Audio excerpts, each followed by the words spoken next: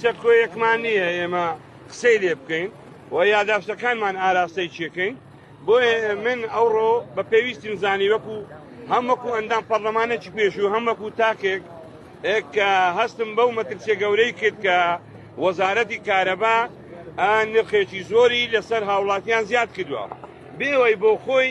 یەک دینار لەو وزەی سەرف بکات بێوەی یەک مۆزەف هەر هیچ شتێکی بەقەد یەک نوکە دەرزی لەو وزەی سەرف ناکات تەنانەت لە کۆمپانیایەکی ئەو کارەبایی دەکرێت بە هاوڵاتیان دەفرۆشێتەوە لە کاتێک بۆ خۆی بە 3 سنتی دەکڕێت کە دەکات 45 دینار بە 170 دیناری بە هاوڵاتی دەفرۆشێتەوە لە کاتێکدا چەند مانگە موچە نەدراوە کاسبی ڕاوەستاوە خەڵکانێک یعنی بەڕاستی کابرا هەیە خاوەن وتێلە کابرا هەیە خاوەن دوکاندارە کابرا هەیە پیتەرە کابرا هەیە لە حیمچیە ئەو پارەیان لەسەر خەڵکی زیاد کردووە یعنی ئەگەر بێت و ئەوە بڕوا دەبێ هەموو ئەو خەڵکانێک کە پیشەوەرن لە کوردستان و زایدن هاوڵاتی دەبێ ماڵەکانیان هەموو کارەبایی لەسەر بکوژێنەوە بۆیە من ئەوڕۆ سکاڵایەکەم لەسەر وەزارەتی کارەبا تۆمار کردووە دەیدەمە داواکاری گشتی کە هیچ پەنای دیکەمان نییە ئێمە بۆی بین تەنها داواکاری گشتیە کە یعنی ناکرێت یەک بە چەند قازانج دەکات تۆ حساب کە 3 سنت لەکوێ 170 دینار لەکوێ باشە بۆیە ئەمن ئەو سکاڵام تۆمار کردووە لەسەر وەزارەتی کارەبا هیوادارم ئەوانیش بێنە سەرخەت و داواکاری گشتی بێتە سەرخەت و جەنابی سەرۆکی حکوومەت بێتە سەرخەت نازانم ئاگای لێ یان نا وەزیرگری سەرۆکی حکوومەت کە وەزارەتی کارەبا ئەو بڕیارەی داوە بە بڕیارەکەی خۆیدا چێتەوە ئەگەر نا ئێمە دەتوانین شەقام بجوولێنین لە دژی ئەوەی کە ئەو کارەبا بۆ واگران بووە لە هەموو دنیادا حکوومەت پشتگیری هاوڵاتی دەکات بەڵام بەداخەوە لێرە لە کوردستان حکوومەت تەنها دژی هاوڵاتیە بازی لەسەر زیادەکە معاشی ناداتێ یعنی بەجددی وای لێ هاتووە هاوڵاتی نازانێت چ بکات لە ماڵی خۆی بندێ کاسبیش نەکات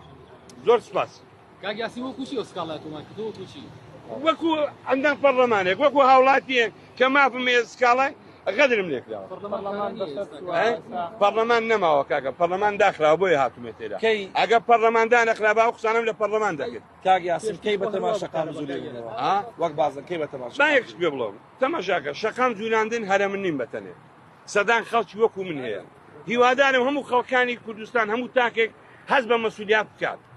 دەگەیشی ئەوە هەر من نیم من لەسەر خۆم شەڕی ناکەم لەسەر خەڵکی کوردستان شەڕی دەکەم قەت کە پێشانی لە شەقام بووم و کە لە پەرلەمانی بووم کە ئێستا هاتوومە تۆ شەقام هەر لەسەر هاوڵاتیانە لە شەقام کارا دەبی ئەو جارە 1000 جار هەر وەک جارە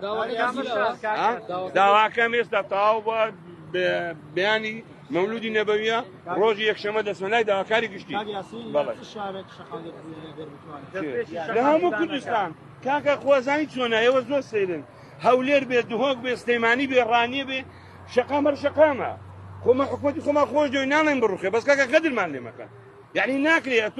ئەتۆ هیچ مەسرەفێکی لێ ناکە تەنانەت با پێتان بڵێم مەسرەفی یەک بڕغیش ناکە ئەوە یەک بڕغی بەسی تێگەیشتی